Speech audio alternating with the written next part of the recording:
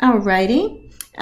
We are looking at, this is page 12 from your functions packet, and figuring out, goodness gracious, okay, figuring out what's the domain here. Remember that the domain is anything x can be. Now I'm going to tell you that I could figure this out, but you don't have to. Okay, this is how you can work this problem.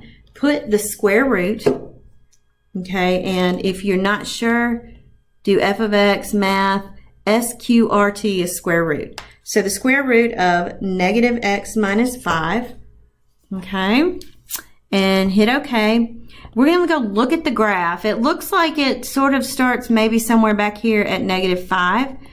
So here's what we're going to do. We're going to go to the table. I always change the step values. I've got to click into the start box for it to give me to change the steps. Okay, I want you to notice what's happening here. When I'm looking at these numbers back here, the negatives, negative 13, 14, all of those, I'm getting a number for y. Okay, I do not get a number for y after negative 5. Okay, and so at negative 4, and if I change the step back, let me just do this. I'm going to start it at negative 5, and I'm going to change the step to 0.001 just so that you can see. Oh, hold on. All right, I'll just change this to negative 5. Okay. Oh, I forgot. I've got you to change the start or the step. You have to click in the other box once you've told it what to do. So if you notice, at negative 5 it exists, and it stops existing as it gets to the right of that negative 5, okay? But it exists at negative 4.95, so you can't say that it stops existing at negative 4. That's not true. It stops existing at negative 5 or just a tiny bit after it. So what that means is this. It means that at negative 5,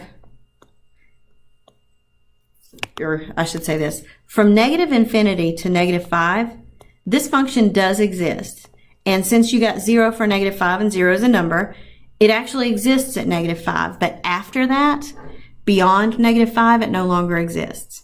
Another way for me to, I know that a square root graph looks like that. I know that normally if you've got the square root of x, that x has to be greater than or equal to 0, because you're not going to square root a negative number and it still be graphed on this coordinate plane of real numbers. So, so then if I've got this, the square root of negative x minus 5, I actually know that anything under the square root, in this case negative x minus 5, has to be greater than or equal to 0. So I could add 5, and so I've got negative x is greater than or equal to 5.